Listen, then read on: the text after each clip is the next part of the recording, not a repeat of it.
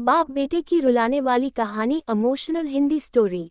आनंद एक कॉलेज में छात्र था। उसने एक डीलर के शोरूम में एक सुंदर स्पोर्ट्स कार देखी थी और वो लंबे समय से अपने लिए एक ऐसी ही कार चाहता था। आनंद जानता था कि उसके माता पिता इसे खरीदने के लिए सक्षम हैं, इसीलिए उसने उन्हें बताया कि उससे ये कार अपने ग्रेजुएशन कंप्लीट होने पर गिफ्ट के रूप में। देखते ही देखते वो दिन भी आ गया और पिता ने जेम्स को अपने निजी कार्यालय में बुलाया। उन्होंने उससे कहा कि मुझे तुम्हारे जैसे अच्छे बेटे पर बहुत गर्व है। उन्होंने उसे बताया कि वह उससे कितना प्यार करता है और उसे एक प्यारा रैपर से लिपटा हुआ उपहार दिया।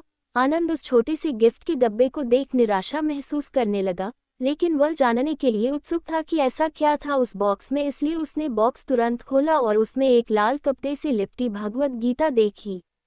आप इतने अमीर हैं और आप मुझे केवल एक गीता दे रहे हैं। काफी गुस्से से अपने पिता पर वो चिल्लाया और अपनी नाराजगी और गुस्से के वश में आकर आनंद ने न आव देखा न ताव तुरंत घर छोड़ दिया। काफी साल बीत गए। आनंद अब एक सफल व्यवसाय बन गया था। वह अपने जीवन में खुश था। उसकी शादी हो चुकी थी और उसके 2 बच्चे थे। उनका परिवार एक सुंदर घर में रहता था, लेकिन उसके पिता के साथ टूटे रिश्तों के कारण उसकी आत्मा अभी भी आहत थी। आनंद अपने पिता का घर छोड़ने के बाद कभी उनसे नहीं मिला था। आनंद को उस दिन के बाद अपने पिता को ना मिलने का पछतावा हमेशा रहने वाला था, क्योंकि एक दिन उसे एक पत्र मिला जिसमें उसके पिता के निधन की खबर थी और साथ ही ये बताया गया था कि उन्होंने अपने जीवन भर की पूंजी वसीयतनामा के अनुसार अब आनंद के नाम कर गए थे। अपने पिता की सारी संपत्ति विरासत में मिली। तब आनंद अपने पिता के घर पहुंचा और कुछ महत्वपूर्ण कागज की तलाश करने लगा और गलती से उसे वही भगवद गीता का उपहार लिपटा हुआ मिला, जिसे देख उसे फिर उसी उदासी का एहसास हुआ। उस गीता को उसने अच्छे से देखा तो उस पर अपने पिता की हैंडराइटिंग में कुछ लिखा पाया।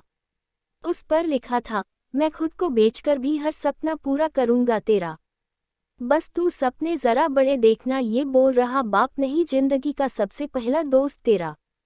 ये कविता पढ़ी ही थी कि अचानक उस किताब से एक चाबी गिरी, जिसके ऊपर लगे टैग पर उसके ग्रेजुएट होने की तारीख के साथ कांग्रेचुलेशन और आई लव यू लिखा हुआ था।